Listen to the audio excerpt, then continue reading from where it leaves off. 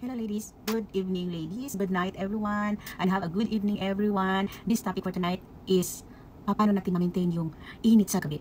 Dahil itong topic na to, alam ko maraming makarelate ito sa mga, lalo na sa mga asawa sa mga Japanese. I don't know because this is, I am a housewife of Japanese, but meron din ako mga napakinggan sa labas na ang mga hapon, masarap lang talaga sa umpisa. But I don't want to judge Japanese men, no? Because you know, I want to judge Japanese men, but ito lang talaga ang napakinggan ko na talagang pagdaga na sa mag-asawa, mag-iba-iba na ng room, and then kung mabuntis ang babae at mga anak ng babae, wala na, nakalimutan na yung moment ng mag-asawa, malimutan na yung obligasyon na ng asawang lalaki doon sa asawang babae, at parang yung focus na lang sa mga anak, na-focus na sa mga obligasyon sa buhay, trabaho, hindi nakalimutan na talaga yung love moment at night. At yan ay hindi pwedeng mawala sa isang relasyon. Because sex is a very important in the relationship. Intimate to your partner is a very important in the relationship. Because pag mawala yan, dyan mag-umpisa yung coldness, dyan mag-umpisa yung mainit ang ulo, nandun mag-umpisa yung maghanap na lang ng iba, nandun mag-umpisa yung talagang hindi magandang pangyayari. Dahil, you know what, it's not me na malibog si partner ko, it's not me na gusto mo ng ganun lagi, but that's a very necessary i-apply talaga sa isang relationship. Dahil, kung mapapansin nyo everyone,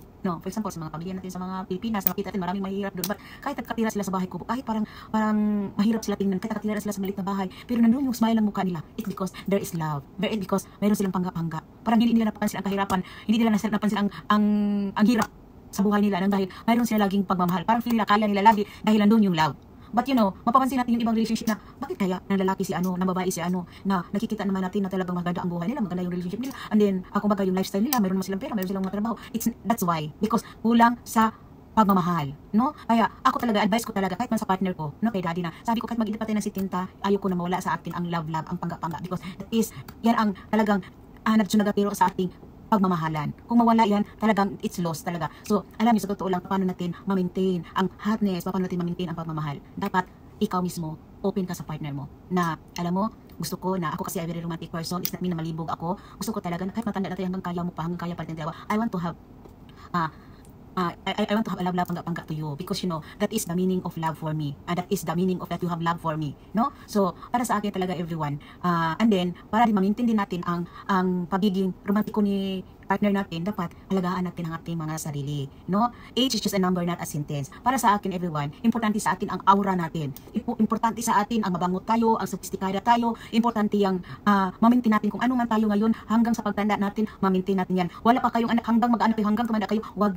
natin iwala ang pag-aalaga ng sarili natin, at wag natin kalimutan na magiging maganda yung natin, hygiene sa sarili natin, talagang naliligo tayo regularly, nagbabody scrub tayo regularly, nagtitake tayo sa ating skin regularly, we are applying our favorite makeup every day, we are wearing nice outfit at night. So, yan ang pinaka-importante sa babae, yung marunong tayong i-maintain natin kung ano man ang nakasanayan natin, at kung ano tayo nung nakita ng partner natin, dapat i-maintain natin yan. And then, kahit mag-edad pa tayo, as I said, age is just a number, not a sentence. Just wear your favorite nighties, use your favorite perfumes, at talagang be sweet, talagang ganun talaga. And then, pakita mo yung moves mo, and then talagang huwag natin talaga kalimutan, kahit may anak na tayo talaga, at yan talaga ang pinaka-mistakes na nagawa ko on my previous relationship, na nagkaroon ako ng anak at na-focus na lang talaga ako sa anak ko, nakalimutan ko na yung sarili ko, and then yung partner ko din, yung ex ko din, talagang nandun na rin, nakafocus na rin siya kasi nagbago ng itsura ko, everyone, talagang lumubo ako, talagang yung buhok ko ang iksi-iksi, halos hindi na ako parang kasi amoy ko na yung